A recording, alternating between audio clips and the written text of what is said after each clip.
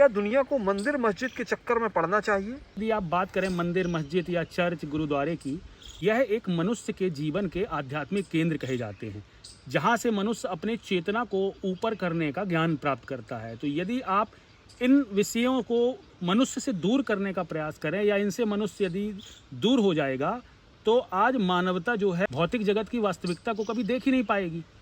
आज आप देखेंगे कि चाहे मंदिर हो या मस्जिद हो या गुरुद्वारा हो, वहाँ उसे बनाने के उद्देश्य क्या थे? उसे बनाने का उद्देश्य यही था कि मनुष्य अपनी आत्मा में समा सके, मनुष्य अपनी आत्मा में जा सके, मनुष्य इस संसार के भौतिक जगत को पहचान सके और अपने जीवन के उद्देश्य से अवगत हो सके।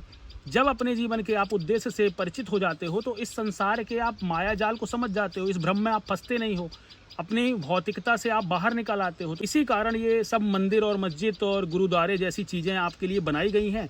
आप यदि रूढ़िवादी विचारधाराओं के कारण इनसे हटना चाह रहे हैं या कोई हटना चाहेगा तो यह उनके लिए विनाश का कारण ही बनेगा। लेकिन आज का समय क्या हो रहा है, आप देख रहे होंगे कि जो युवा पीढ़ी है खासकर, वह आध्यात्मिक जगत की ओर आकर्षित नहीं होती। मतलब उन्हें यदि आप मंदिर में अगर वो जाते भी हैं तो वो रील्स बनाते नज़र आते हैं या फोटोग्राफी करते नज़र आते हैं। बहुत कम युवा ऐसे होंगे जो भगवान की तरफ आस्था लेकर के आगे बढ़ते होंगे। ज़्यादातर लोग टूरिस्ट बनकर ही अपने आध्यात्मिक केंद्रों में विजिट करते हैं।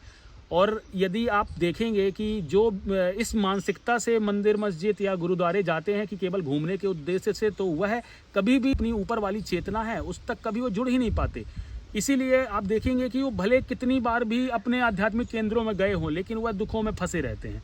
इसी कारण से बच्चों को यह शिक्षा देनी होगी कि इन केंद्रों पर क्या ज्ञान दिया जाता है, उस ज्ञान की मनुष्य के जीवन में क्या उपयोगिता है। जब तक आप उसके वास्तविक अर्थ से हमारी युवा पीढ़ी को अवगत नहीं करवाएंगे, तब तक उनका इंटरेस्ट इन जगहों पर जाने का नहीं होगा। यदि वह जाते भी हैं तो वह उस उद्देश्य से नहीं जाते जिन उद्देश्यों के लिए वह स्थान बनाए गए।